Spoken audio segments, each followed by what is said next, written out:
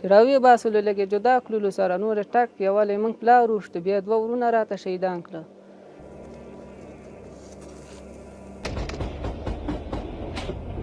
دغه نور ټول هدیره یې موږ د خپل کلي ده، بس دا ټول امریکایانو هغه کلي دي، شهیدان کلي دي او ټول ملکیان دي.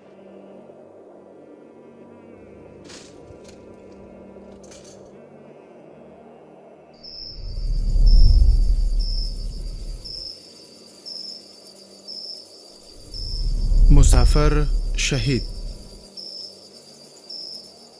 په غرونو کې راحصاره دا سیمه د لغمان ولایت علیشنګ ولسوالۍ شمکټ دره ده.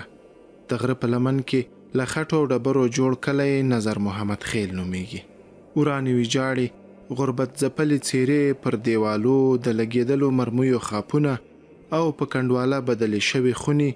پر دې شاهدي ورکوي چې تیر 100 کلن اشغال د دې درې خلک ځپلي او د ژوند ډیر څه یې ترې اخیستي. دا د شمکټ درې پر لوړو د اشغالګرو د الوتکو د بېرحمانه هوایي بمباریو لوخړې دي چې د دې درې د خلکو په ذهنونو کې د ترخو او له وحشته ډکو خاطرو په توګه پاتې دي. د دې درې په غیږه پر پرتو ولسونو ډېرې ناویلې او نالیدلې تېرې شوي چې ښایي ډیر یې د ویلو او اوریدلو توان ونه لري. خو حقیقت همدا دی چې اشغالګرو د افغانستان پر ملت د هیڅ راز وحشت سرپه ونه کړه. 1999 هجري لمریز کال د سنبلې میاشتې 15 نیټه په شمکټ دره کې دا شپې له مرګ سره تړلې وې او د نظر محمد خیل کلي خلکو به د شپې مهال غرونو ته پناه وړه. خو د همدې کلي په عمر پوخ سړی احمد خان چې تازه له مسافرۍ راستون شوی و دا شپه له اولادونو سره په کور پاتې شو. د احمد خان لا دمه نه وه جوړه چې د شپې شاوخوا 12 بجې د اشغالګرو د چاپې ښکار شو.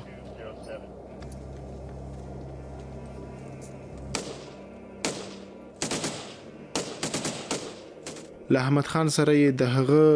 2 زلمي زامن هم په وینو ولړل او پر سبا یې د یوې بېوزلې او بېوسې کورنۍ له وره 3 جنازې پورته کړې. محمد الله د احمد خان له ژوندیو پاتې زامنو دی چې د چاپې پر مهال ماشوم و او د کورنۍ له ښځینه غړو سره بل ځای لیږدول شوی و.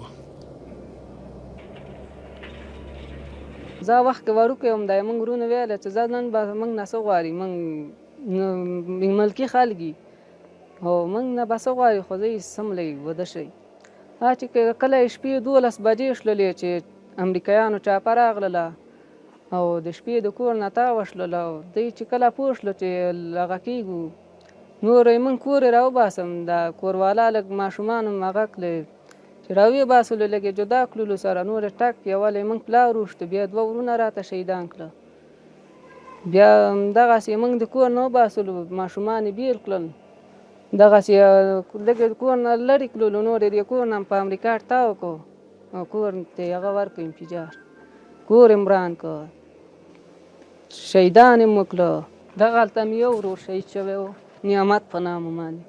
او دغلته مې بل ورور شهید شوی و واحد په نامه باندې او دغه ځای څخه مې پلار شهید شوی و. دغه ځای څخه پلار چې موږ سبا یې راغللو بیا دوی ډېر تکا تکا کړي وو بیا دوی راجع کړل دلته م کټو کې واچول خو ډېر بد حال و داسې دا شنډه لاندې م کېښودل نور هم کلینک ته ویوړله خو هغلته هم دا زخمونه یې بیخي یې تکا کړي وو بیخي چې پکې پاتې نه و داسې ډېر یې خراب کړي وو. په دې شپه یوازې د احمد خان کورنۍ نه وه چې د ویر په ټغر کېناسته بلکې په دې شپه د چاپې پر مهال د شهیدانو شمیر تر 7 تنو ورسېده. د اول راتګ زمونږ دې خلکو ته زمونږ و چې مونږ راغلسېدګي زمونږ اول زمونږ وه چې مونږ راغلو واقعیت دغه شهیدان په دغه ساحو کې پراته وو او خبر هغه مشر احمد ماما الله پاک دې شهادت قبول کړي د ټولو مسلمانانو شهیدانو سره او همدغه زمن یې هم په دغه ساحو کې بیچارهګان پراته وو لا څنګه چې دا زمن یې وښودله نو واقعیت په ډېر داسې وه چې دردونکي حالات و دردونکې پیښه وه چې په دغه سیمه کې شوې وه دغه نه مخکې داسې پیښې نه وې شوې په هغه شپه باندې واقعیت چې هغه چاپه کې داسې وې چې تقریبا خدای مې غاړه نه بندوي 7 کسان شهیدان شوي وو چې 3 په دغه کور کې وو 2 په هغه کور کې وو